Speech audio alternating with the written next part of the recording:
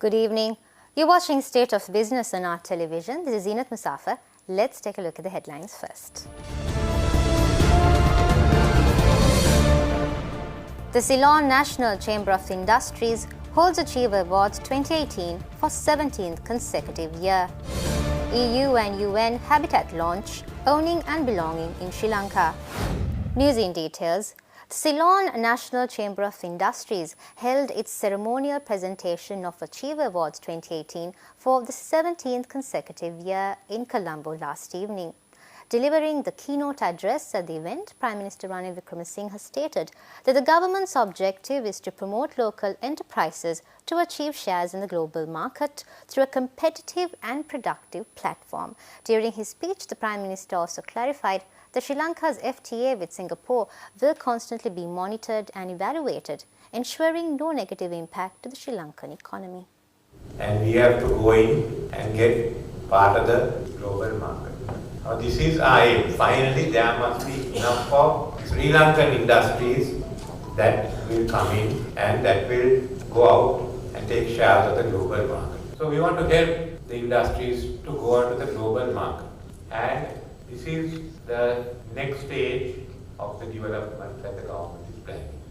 I will tell you of 3 specific steps that we are taking. Firstly, Enterprise Sri Lanka, which will make money available, and more than that, we are starting a new development finance corporation which will make development finance available. We are starting this year.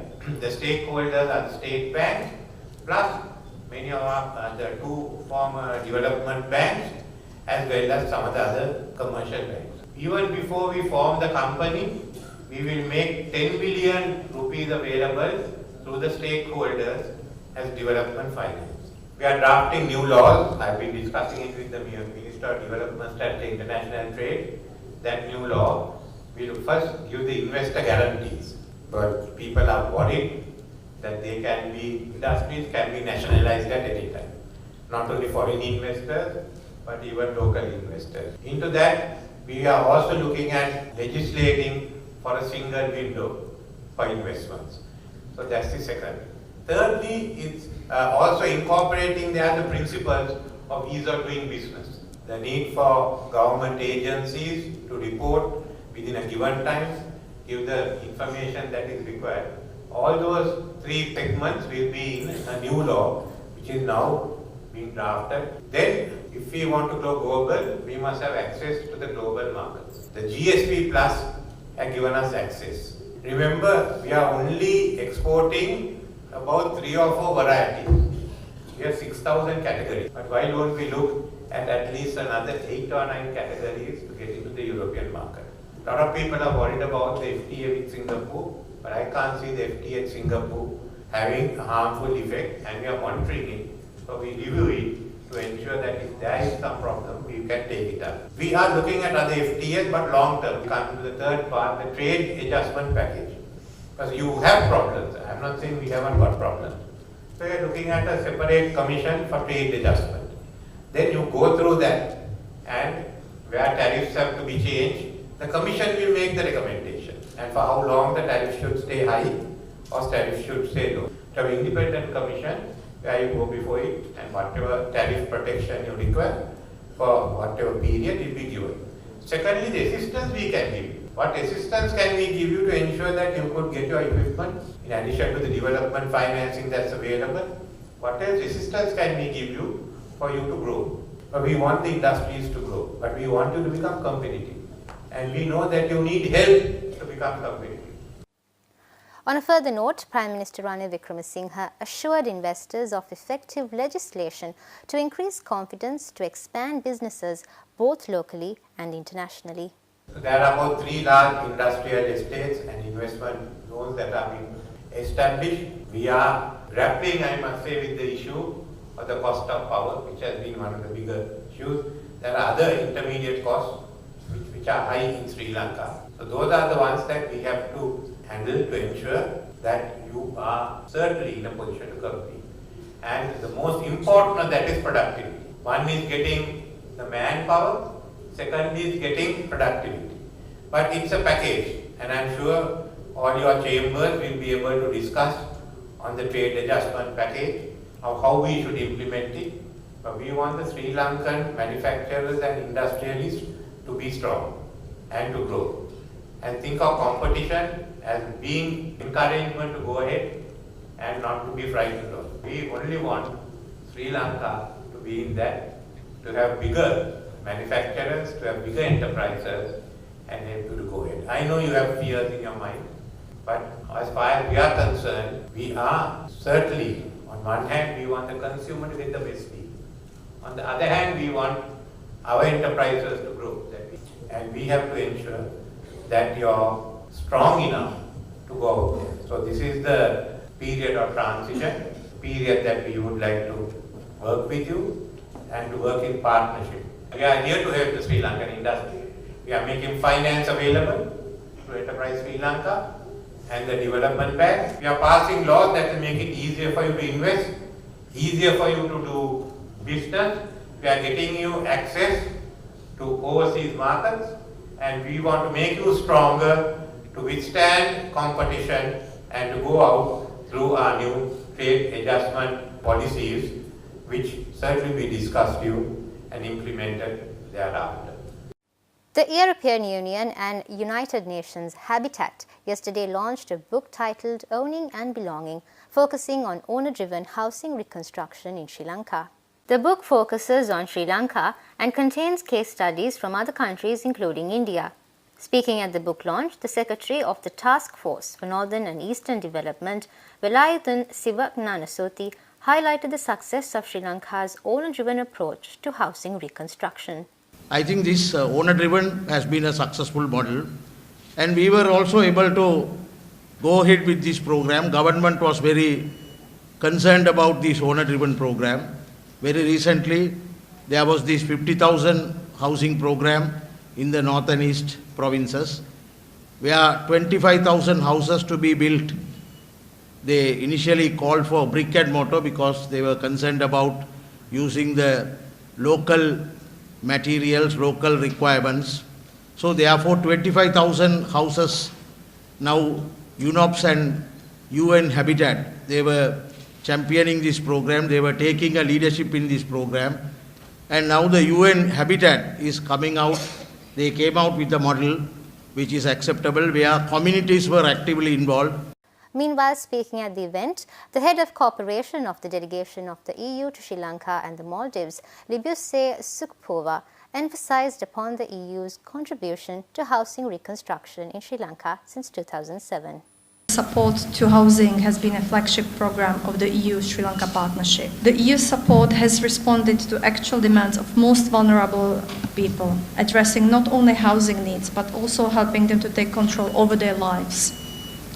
Different forms of assistance to households, and in particular support to women in the process of reconstruction, have led to more resilient communities. We feel very privileged for having accompanied people of Sri Lanka in rehabilitating their villages in their own meaningful ways. I'm proud to say that the European Union has supported reconstruction of houses for people displaced by the war and for over 1 decade. We have funded programs that have been dedicated to housing, and when I looked in the records to see how many programs and how much we funded, I was really surprised, or maybe not surprised, that to see that the EU contribution has been over 64 million euros, which is equivalent to some 12 billion rupees. In the past decade, the EU has assisted over 20,000 families to rebuild their homes. We hope to build 10,000 houses in the north, 10,000 houses in the east, and currently there are another 2,300 houses being built in the districts of Kilinochchi, Mullaitivu, and Batticaloa. We're going in for a short break. Do stay tuned for more news after these commercials.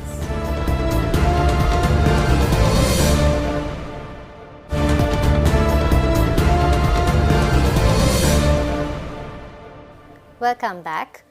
President Maithripala Sirisena asked the newly appointed ambassadors and high commissioners to serve the interests of the country with utmost dedication and commitment while serving abroad representing Sri Lanka.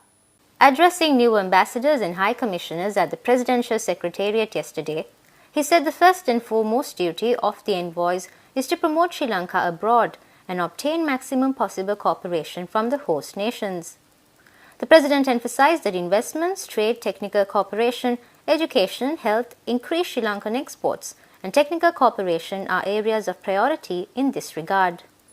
President Sirisena further stated that envoys representing Sri Lanka abroad should firmly commit themselves to the policies and vision of the government and promote Sri Lanka. His Excellency further pointed out the need to showcase a positive picture of Sri Lanka and take corrective steps when interested parties spread rumours and disinformation through social media and other mediums. A press conference was held in Colombo this morning to notify the public of the program and activities of the world-renowned Asala Perahara, which will begin on the 12th of August.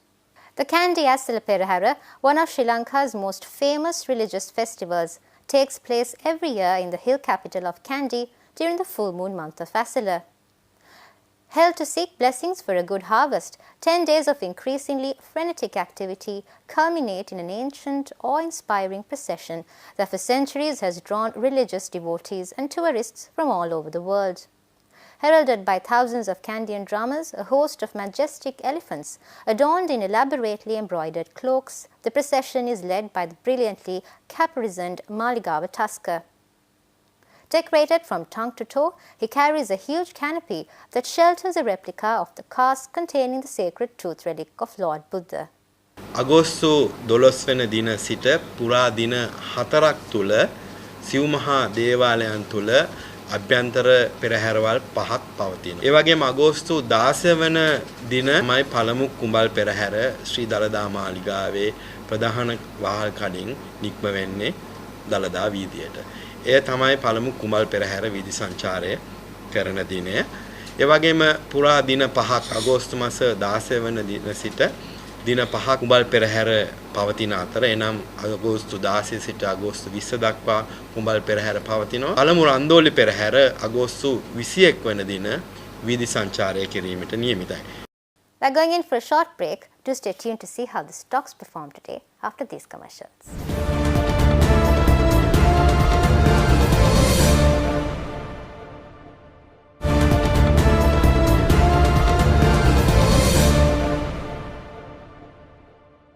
Welcome back. Trading at Colombo Stock Exchange ended on a negative note today.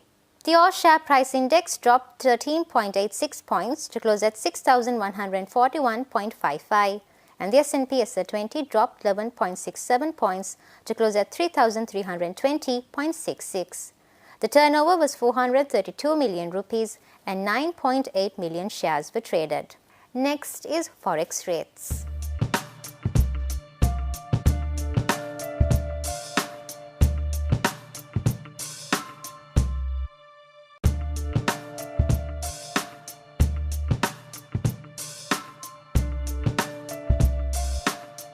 That's all the news we have for you today. Join us tomorrow with Biz Roundup on our television. Until then, take care and good night.